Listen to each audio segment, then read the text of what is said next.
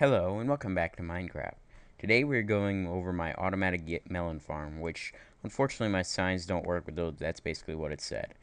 This is based off a concept that I designed. It was loosely based off of Ant Venom's design. Oh, and as you can see, triggering right there. There is a failure rate. Obviously, any automatic farms can have a failure rate. It's about 1 in 10 for this farm, as far as what I've seen.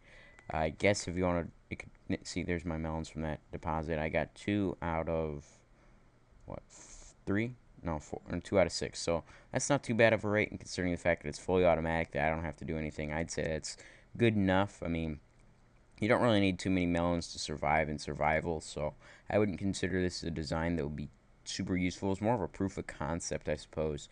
But if you need an automatic melon or pumpkin farm, this is definitely where I'd look. Ant Venom's design is nice, don't get me wrong, but the problem with his design is the fact that it requires you to go in and manually clean it up, and I don't like that. I wanted my design to be completely automatic. I shouldn't have to go in and fix it all on my own. I shouldn't have to go collect everything, because that just aggravates me. Like, what's the point of having automatic melon farm if it's not automatic? So if you notice, let me show it grow, and obviously it failed there somewhat, but let's try this again. Yeah, it doesn't always fail. I mean, maybe the failure rate's a little bit more than what I said, but it does work occasionally. I'll stick with that. It does have some bugs with, like, just because item dropping is just so random in Minecraft, but the basic concept is here. I suppose if you had all the blocks triggering at once, which would actually slow down a server or your game, it would probably work better, but the concept was to have it modular and only trigger the one that was necessary. Obviously, that doesn't always work out, but oh, there's my melons from that deposit, but it doesn't always work out, but most of the time it works okay. If you don't need it right away, if you don't need your melons right then and there, it should work fine. Sometimes you'll have to come in and clean it up. That's why I have that back door there. But the basic concept is a block update detector, and as you can see there, when I place the block, it automatically pushes it out of the way. The reason I didn't have them all triggering at once was because I didn't want the situation where as you were pushing up the block, I didn't want it to have to limit the chances of another block growing.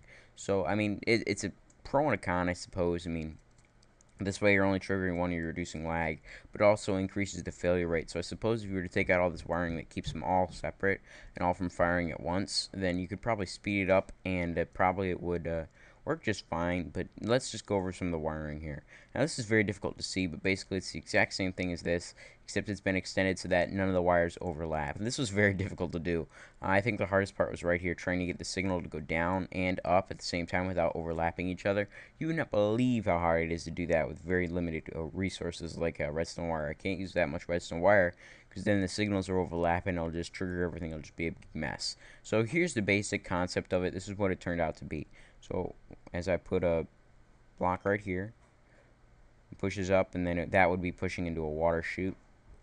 So you push it in, triggers the block update, and does this. This is a classic block update detector. I hadn't yet determined my rail system at this point when I built this, so I guess it's not using my latest technologies or whatnot, but it still works. As you can see, it destroys the melon, and it would push it into the chute if it needed to. So it's a block update detector. Obviously, as a block is placed there, it's using quasi connectivity from above on a diagonal. Pushes here where it goes this way and this way, so it goes through a repeater, which inverts the signal to send it through another repeater, which inverts it again to get it over to the reset loop. This was all needed just simply for the purpose of making it work with multiple lines so they wouldn't overlap. And as you can see here, we have half slabs here. The upside down half slabs are critical to this. It allows the signal to be passed both down and up at the same time without shorting out this torch right here. So this does require one of the later snapshots to build if you want it to have this single one at a time. If you didn't, you could probably just wire the signal down and up. Very simple wiring, and it wouldn't require that much. But then it comes down here, it's inverted yet again after it goes through here. It comes down through this signal and goes through. It triggers the piston once it reaches here. For whatever reason, this actually triggers this piston. I'm not entirely sure why, but I think it has to do with the fact that the block under it gets powered. So I'm just going to assume that always works and no weird quirks there. But then it continues down through here where it goes through a monostable circuit, so that this only triggers for like less for one tick. So if you notice, that's pushed and it's pushed back before this retracts. This is all the way over, and as you can see, it worked perfectly there. So it is kind of random on whether or not this will work. But in most situations that I've ran into, I haven't had too many issues with it. It only seems to be when I'm recording that it seems to fail. See, it pushed pretty good there. Sometimes it doesn't always get onto the right box, but you know, whatever. So it comes up here and triggers this piston, which then sends it down the water chute to the collection area, and that's about it. There really isn't too much to this. The hardest part, like I said, was the wiring. It's a little bit complex, but that's why I built one little modular part of it separate so that it's easy to observe and understand. And I think it's pretty straightforward. Anyone who knows just a little bit about Minecraft and redstone and stuff will be able to understand it pretty well. So as you can see right there, it works perfect. But for whatever reason, when I come in here, probably isn't working perfect. But as you can see at the beginning of the video, the watermelon does grow and it works just fine with pumpkins. So if I was to replace those plants with a pumpkin plant, I can come in here and I can go.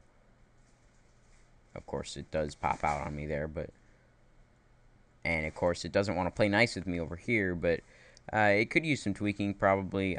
This is just a simple proof of concept of it. It wasn't meant to be the ultimate design for it, but it is fully automatic, so I don't even have to be pressing any buttons. No levers need to be pressed. It'll just automatically grow, and then it'll send its stuff down to the collection area. Let's see if anything actually grew before I sign out here. And I think I may show you guys one more thing. I think yeah, see, some grew there, and I got some watermelons from that, so that's a good thing, and it works pretty well. I mean, like you saw, there are some bugs with it. It doesn't always go onto the water chute like it should, but there isn't too much I can do with that without triggering it all at once, which causes massive amounts of lag if you're trying to do a recording, which is not a small thing to be doing on a computer. So I may include a clip or something at the end of this showing all of them firing at once, but we'll worry about that later. Right now I want to come over here to my BACONATOR. This is just a simple, silly little thing I made. It's a BACONATOR. So this is my grill. Let's get some wheat, which is what makes this work. In here we got some mine carts and some pigs, and you could probably guess what happens now. Hold the wheat in your hand, flip the switch, piggies burn up, I get lots of bacon. That's just a silly design. It's over here in the corner. You can see the path from the watermelon farm, so it shouldn't be too hard to find. It automatically triggers the next pig, and I can just flick it off with the little lever there. So yeah, and of course you get your bacon out from here. So I like to call this little thing a baconator. It's just a fun little thing I built. Hope you guys did enjoy this though. Had a lot of fun designing this. It was a lot more complex than I originally thought it would be. But other than that, guys, I'm Angry Beast, and I'm signing out, and I'll catch you guys in my next video.